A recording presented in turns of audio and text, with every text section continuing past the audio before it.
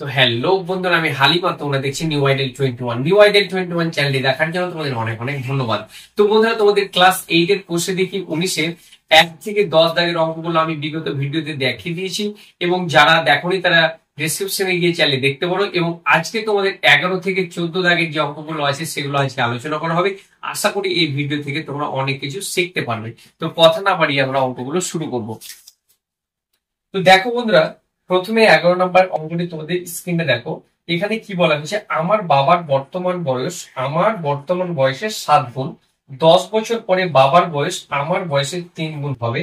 আমার ও বাবার বর্তমান বয়স লিখি। তো এখানে দেখো, আমার বয়স কিংবা আমার বাবার বয়স কিছুই বলে দেয়নি। এখানে আমরা কি করবো, প্রথমে আমার বয়সটা ধরে নেব যে আমার বয়স কত। তাহলে এখানে যদি আমরা ধরে নিই যে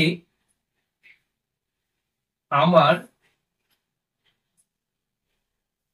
বর্তমান বয়সটা হচ্ছে এক্স বছর, তাহলে আমার বর্তমান বয়স যদি এক্স হয়, আমার বাবার বয়স কি, আমার বয়সের 7 গুণ, মানে আমার বয়স যা হবে তার থেকে 7 গুণ আমার বাবার বয়স হবে। তাহলে আমার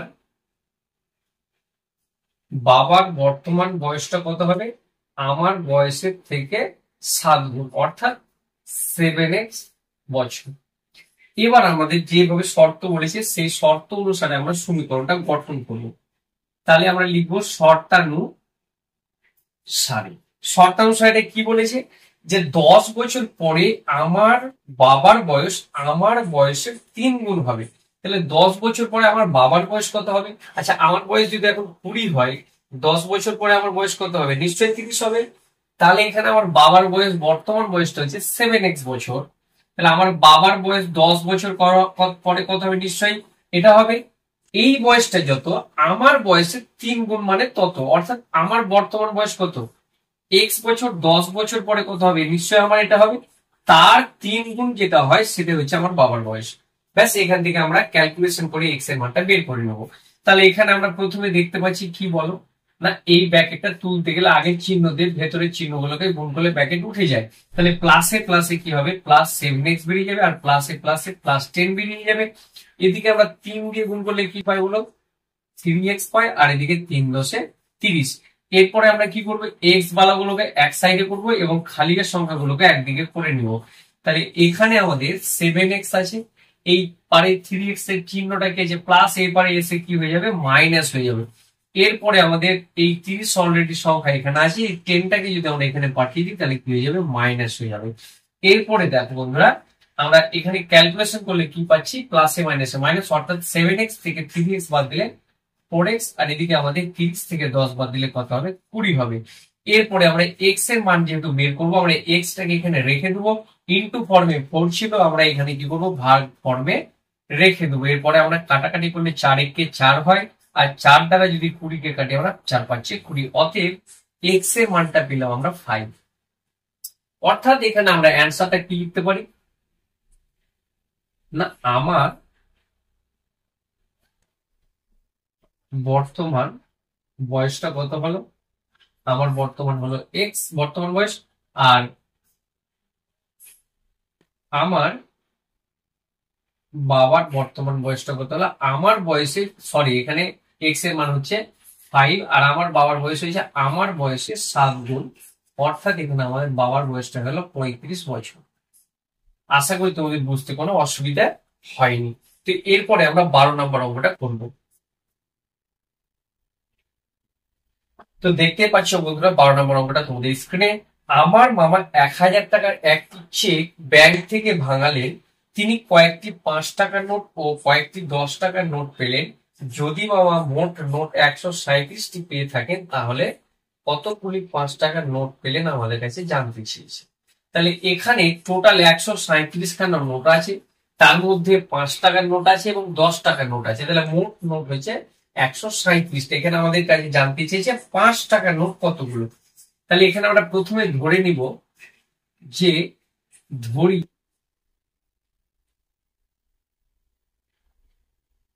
5 টাকার নোট হচ্ছে এক্সটি। অতএব 10 টাকার নোট তাহলে কত হবে, টোটাল নোট ছিল 137 খানা, এখান থেকে 5 টাকার নোটটা যদি আমরা মাইনাস করে দিই তাহলে পড়ে থাকলো 10 টাকার নোট, অর্থাৎ এটা হচ্ছে 10 টাকার নোট। 137 থেকে 5 টাকার নোট বাদ দিলে যতটা হয় সেটাই হচ্ছে 10 টাকার নোট। এবার আমরা শর্তের যে অনুসারে বলেছে সেই অনুসারে আমরা সমীকরণটা গঠন করবো। তাহলে শর্তানুসারে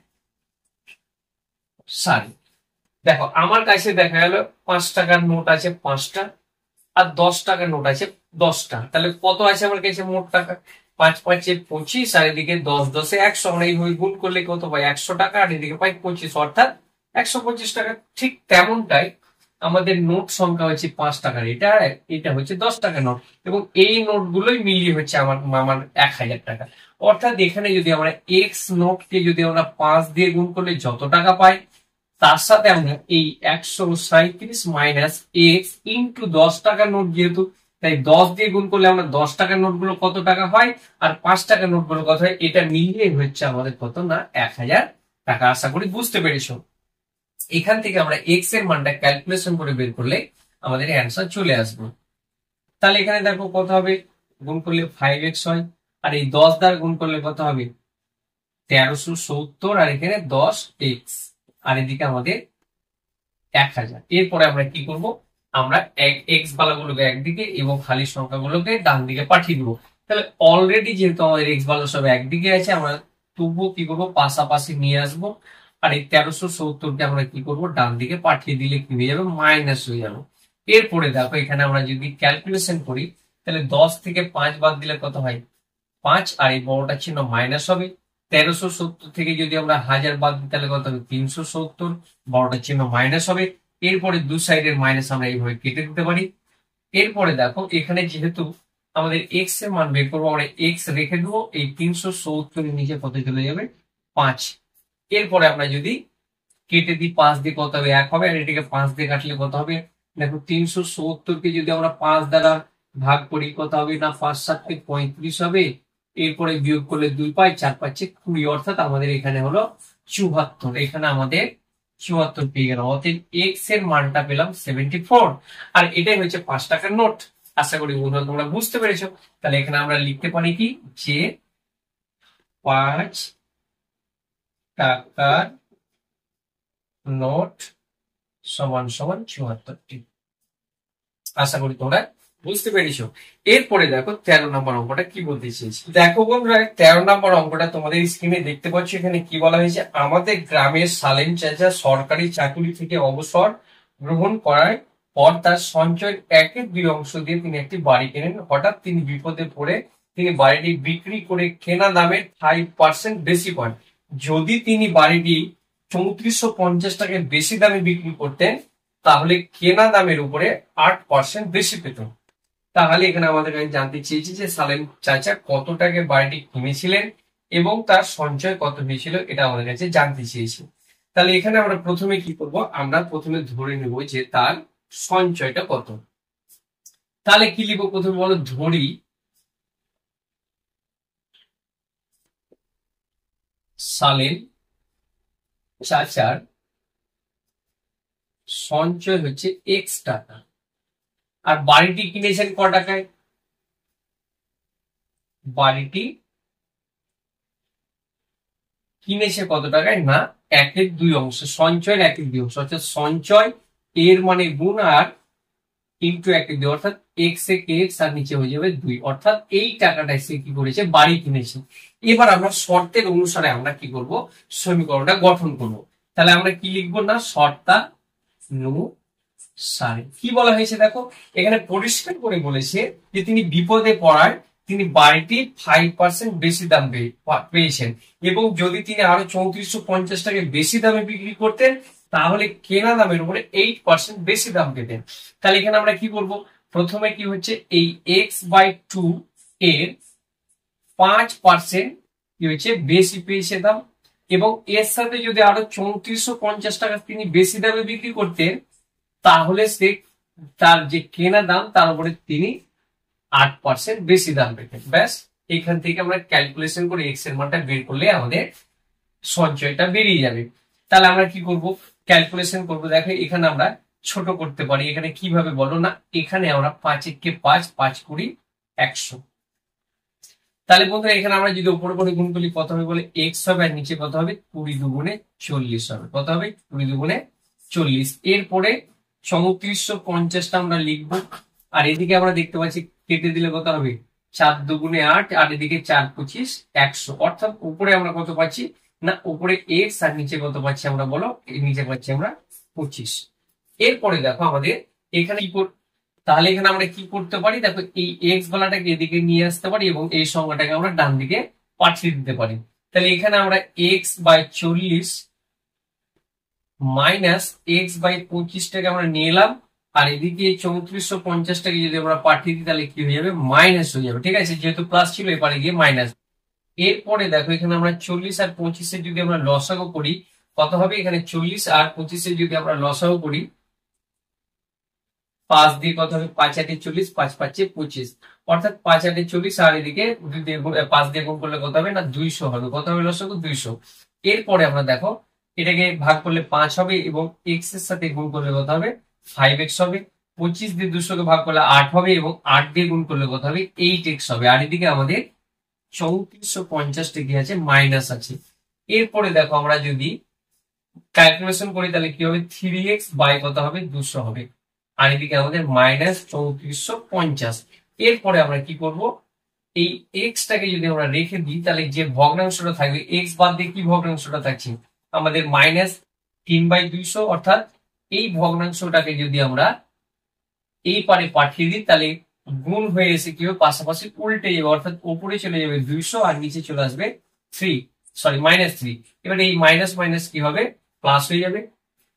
এরপরে যদি আমরা এই 3 দ্বারা যদি আমরা 3450 কে কাটি তাহলে কত পাবো 3 1 কে 3, এদিকে আমাদের 4 কে ভাগ করলে 3 1 কে 3 1 থাকবে, 3 5 এ 15 আর এদিকে 0, অর্থাৎ হচ্ছে আমাদের 1150।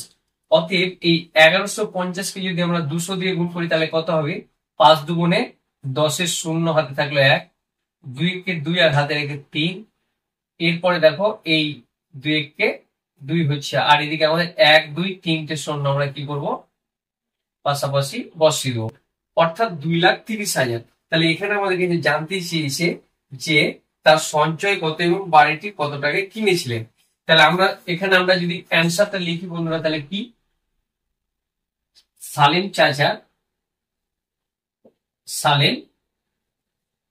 চাচার সঞ্চয় হচ্ছে সমান সমান 2,30,000 এবং তিনি বাড়ি কিনেছিলেন কত না এই 2,30,000 এর মানে গুণ 1/2, অর্থাৎ 2 দিয়ে এটা কাটলে কত হবে 1,15,000 হবে। কত হবে 1,15,000, 1,15,000 টাকা। আশা করি তোমরা বুঝতে পেরেছো। এরপরে আমরা 14 নম্বর অঙ্কটা করবো। তো দেখতে পাচ্ছ বন্ধুরা 14 নম্বর অঙ্কটা তোমাদের স্ক্রিনে। এখানে কি বলা হয়েছে দেখো, গোপালপুর গ্রামের আশ্রয় শিবিরে আশ্রয় প্রার্থীদের জন্য 20 দিনের খাবার মজুদ ছিল এবং 7 দিন পরে আরো 100 জন আশ্রয় প্রার্থী সেই শিবিরে আশ্রয় নিল। 11 দিনের মাথায় সব খাবার শেষ হয়ে যায়। প্রথমে কতজন আশ্রয় প্রার্থী ছিল এটা আমাদের কাছে জানতে চেয়েছে। তো এখানে আমরা কি করবো, প্রথমে ধরে নেব যে ধরি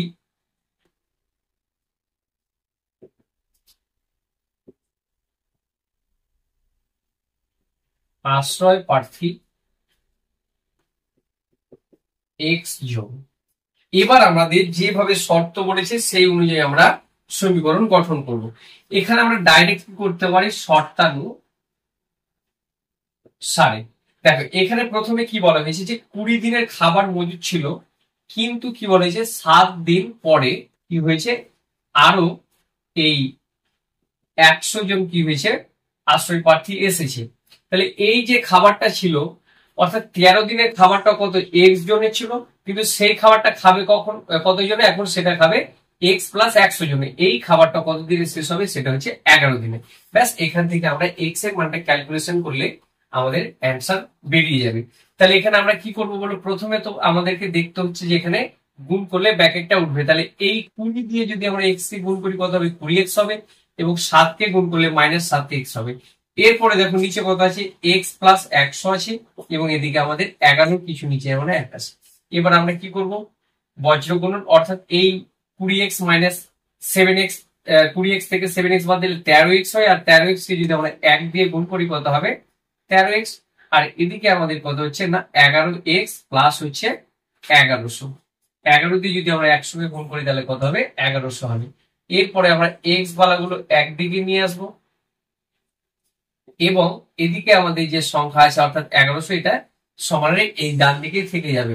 এরপরে 13x থেকে 11x বাদ দিলে কত হবে 2x হবে, আর এদিকে আমাদের 1100। এরপরে আমরা x এর মান বের করলে ইনটু ফর্মে 2 আছে, এখানে গিয়ে কি হবে 1100 এর নিচে গিয়ে বসবে, ব্যাস 2 দিয়ে কাটলে কত হবে 550 হবে। অতএব x সমান হচ্ছে 550, অর্থাৎ আমাদের প্রথমে যে আশ্রয় প্রার্থী ছিল সেটা হচ্ছে 550 জন। তো বন্ধুরা আশা করি তোমাদের বুঝতে কোনো অসুবিধা হয়নি। তো এরপরে যে তোমাদের 15 দাগের যে অঙ্কগুলো আছে এরপরে আমরা আবার পর্ব করে তোমাদের দেখাবো, আশা করি তোমাদের অনেক হেল্পফুল হবে। তো বন্ধুরা ভালো থেকো, সুস্থ থেকো, আর আমার যদি এই অঙ্কগুলো থেকে তোমাদের হেল্পফুল হয় অবশ্যই এই চ্যানেলটিকে সাবস্ক্রাইব করে পাশে থাকার চেষ্টা করো।